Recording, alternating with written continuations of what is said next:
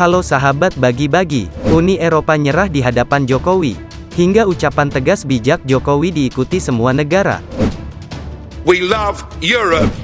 We just hate the European Union. It's as simple as that. No, you want to ban our national flags, but we're going to wave you goodbye and we'll look forward in the future. When joining the European Union, the Polish people put their trust in the European Union. They expected the European Union to defend their right, and rightly so. Bodoh sekali kita kalau nggak melakukan ini. Malah beli barang-barang impor, mau kita terus-teruskan. Enggak. Put politics to hinder the free trade agreement. At the opening speech, the speech of President Indonesia mentioned already, the partnership need to be equal. Cannot use the law from one side to apply on the other. We need that the two parties need to be equal. Kemitraan kita tidak semuanya baik-baik saja.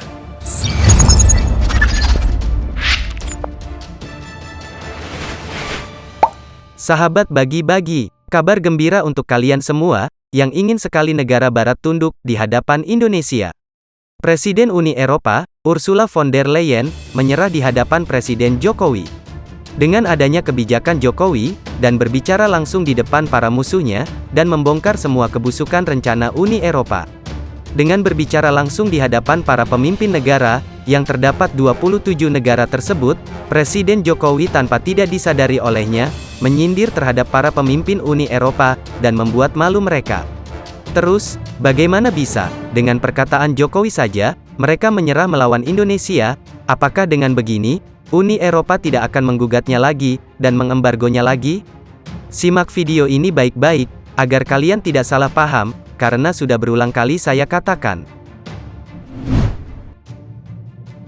Sahabat bagi-bagi, oke, mungkin kalian akan bosan, karena sudah beberapa kali Mimin bahas, tetapi, ini ada kaitannya dengan ancaman embargo, dan gugatan dari Uni Eropa. Jadi begini, hasil pertemuan KTT ASEAN Uni Eropa, pada beberapa hari yang lalu, ternyata cukup signifikan, merubah tatanan kerjasama antara negara-negara di ASEAN, dengan Uni Eropa.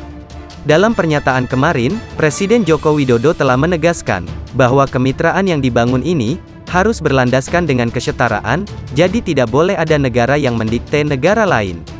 Uni Eropa memberikan statement balasan, terkait pernyataan tegas Presiden Joko Widodo ini.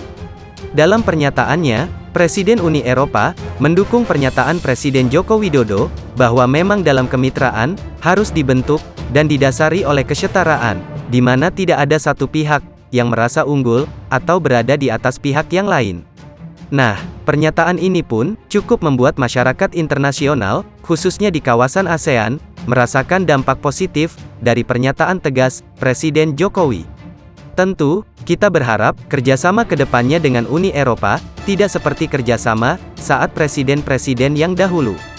Di mana, masyarakat Indonesia sendiri, tidak secara langsung, merasakan dampak kesejahteraannya, dampak dari kerjasama, antara Indonesia dengan Uni Eropa. Karena kita hanya menjadi bangsa pekerja, bukan minta, bukan sebuah partner, yang saling berjalan bersama-sama. Sahabat bagi-bagi, dengan pernyataan dari Presiden Uni Eropa, unsur yang mendukung pernyataan Presiden Joko Widodo, dan berharap, bahwa kerjasama antara Uni Eropa, dan ASEAN, dengan Indonesia, bisa berjalan dengan kesetaraan. Jadi, mungkin ke depannya, semoga tidak ada lagi saling gugat, tidak ada lagi saling embargo, tidak ada lagi ketegangan-ketegangan yang kita rasakan saat ini. Tidak ada bangsa yang dirugikan, oleh bangsa yang lain, mungkin itu bisa kita pegang, tapi tidak bisa kita percaya 100%, karena kita tahu sendiri, Eropa sangat pandai dalam berdiplomasi, dan kita pun juga harus terus berhati-hati, seperti kata Presiden Jokowi. Semoga, kata Ursula von der Leyen, juga dapat kita pegang. Jika nantinya mereka ingkar janji, pasti kalian tahu akan seperti apa. Bukan hanya sekedar perkataan manis di mulut, yang dia keluarkan, untuk menyenangkan kawasan-kawasan ASEAN, agar mau bekerja sama kembali dengan Uni Eropa. Sahabat bagi-bagi, apakah dengan Uni Eropa, yang menyetujui perkataan Jokowi, dengan berarti, mereka menyerah, tidak akan menghalangi hilirisasi Indonesia? Hal itu akan terjawab segera, secara satu persatu, karena keteguhan Indonesia, tidak akan sekaligus mereka setujui. Sahabat bagi-bagi, para menteri energi, negara-negara Uni Eropa, menyetujui batasan harga gas alam, di wilayah itu, pada Senin lalu. Hal ini terjadi, setelah negosiasi intens selama 2 bulan. Memperkenalkan batasan harga gas, terbukti kontroversial bagi pejabat Eropa. Pasalnya, banyak negara anggota Uni Eropa berpendapat, bahwa, tindakan itu penting untuk menurunkan biaya energi, yang sangat tinggi bagi konsumen, sementara yang lain, mengkhawatirkan implikasi pasar potensial dari kebijakan tersebut. Manuver ini sendiri dilakukan saat Uni Eropa sedang berusaha untuk melepas ketergantungannya pada Rusia dan juga Indonesia, walaupun energi gas bukan hasil utama dari Indonesia tetapi Rusia. Indonesia juga menghasilkan banyak bahan mentah dan sudah dikirimkan ke Uni Eropa, maka yang notabene merupakan pemasok terbesar ke benua itu.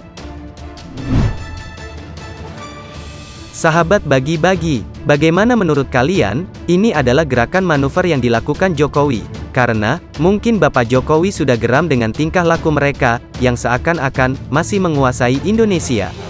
Jika saja hal itu sudah dilakukan oleh presiden sebelumnya, mungkin konflik ini tidak akan separah yang mereka rasakan, yang peningkatan pengangguran dan ditutupnya industri sudah mereka rasakan karena sudah mencari gara-gara terhadap kebijakan Indonesia.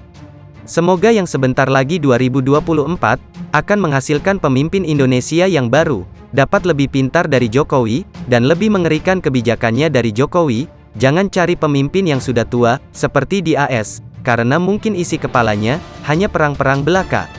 Merdekalah Indonesia seutuhnya, merdeka! Merdeka!